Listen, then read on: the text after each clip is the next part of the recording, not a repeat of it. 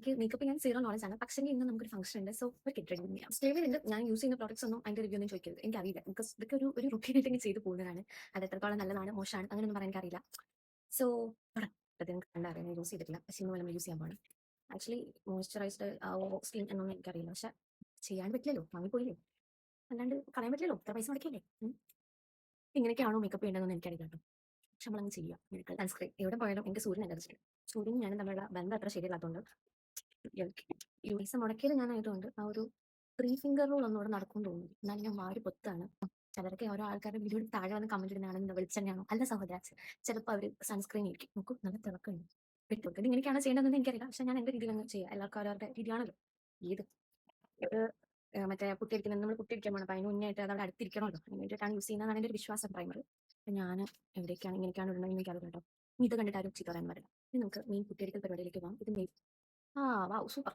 ഞാനോട് യാതൊരു ബന്ധമില്ലാത്തതുള്ളൂ. പക്ഷെ നമുക്ക് ബ്ലെൻഡ് ചെയ്ത് നോക്കാം. ഇതാണ് പറയുന്നത്, ആരെങ്കിലും ഇതൊക്കെ ചെയ്യാൻ അറിയുന്ന ആൾക്കാരെ കൊണ്ട് വേണം പോകാൻ. ഇനിയിപ്പം നമുക്ക് ഇത് അടിച്ച് പതപ്പിക്കാം. ഇല്ല കുഴപ്പമില്ലാന്ന് തോന്നുന്നു. യാ മോനെ കുഴപ്പമില്ല. ഇനി നമുക്ക് പിരികൊക്കെ ഒന്ന് ശരിയാക്കും. കണ്ണിന്റെ മേലൊരു താജ്മഹൽ പണി അത് ഞാൻ മിടിക്കുക. ഇത് മാസിന്റെ ഒരു ഐഷാഡോ പാലറ്റാണ്. ആക്ച്വലി ഇതിനൊന്നും ആവശ്യമില്ല. പക്ഷെ എന്ത് ചെയ്യാനാ, ഇപ്പോഴേക്കായിട്ട് ഒരുങ്ങാൻ പറ്റുള്ളൂ. ഞാൻ ഇങ്ങനെ ചെയ്തിട്ട് പുറത്തോട്ടിറങ്ങിയ ആൾക്കാർ പറയാൻ കിട്ടിയാണല്ലോ. സോ ഇത് ഏത് കളറൊന്നും തരില്ല. പക്ഷെ ഇങ്ങനെയൊക്കെ ആയിരിക്കണം. ഇനി ഇവിടുന്ന് ഇങ്ങനെ ഒരു ഇരിക്കട്ടെ. ആ ഒരു എന്ത് ദൈവമേ ഇതൊക്കെ ഏത് ഡാൻസിനൊക്കെ പോകുന്നവരിയ്ക്കുന്നു ഈശ്വര. എന്റെ കഴിവിൽ എനിക്ക് തീരെ വിശ്വാസം ഇല്ലാണ്ടായി വരുവാണല്ലോ ഈശ്വര. പക്ഷെ കുഴപ്പമില്ല. വലിയൊരു പ്രശ്നമുണ്ട്. ഞാൻ ഐലൈനർ എടുത്തിട്ടില്ല. എനിക്കാണെങ്കിൽ ഒരു കാജൽ മാത്രമേ ഉള്ളൂ. ഇത് വെച്ചിട്ട് എങ്ങനെ ഞാൻ കണ്ണിന് മുകളിൽ ഇരിക്കും എനിക്കറിയില്ല. പക്ഷെ ഇതാണ്ട് വേറെ വഴിയില്ല. ദൈവമേ ഇതാ ഞാൻ താഴെ എഴുതി കൊടുക്കാം. നമുക്ക് മുകളിൽ എഴുതണ്ട. എഴുതുമ്പോൾ കുഴപ്പമില്ല. പക്ഷേ ഈ മുകളിലായിട്ട് എനിക്ക് പേടി. ഞാൻ ഇങ്ങനെ തന്നെ വെക്കണം.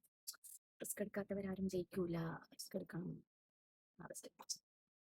റിസ്ക് എടുത്ത് ഇച്ചിരി കൂടിപ്പോയെന്ന് തോന്നുന്നു. സൂപ്പർ.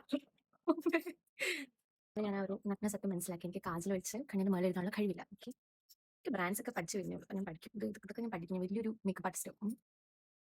ഇത് ഔട്ടർ കോർണറിലേക്ക് ഇങ്ങനെ ചെയ്ത് കൊടുക്കണം എന്നാണ് ഞാൻ ഒരു വീഡിയോയിൽ കണ്ടത്. പക്ഷെ ഞാൻ ചെയ്യുമ്പോൾ നല്ല ദിഗംബരനാവും എന്ന് എനിക്കറിയില്ല.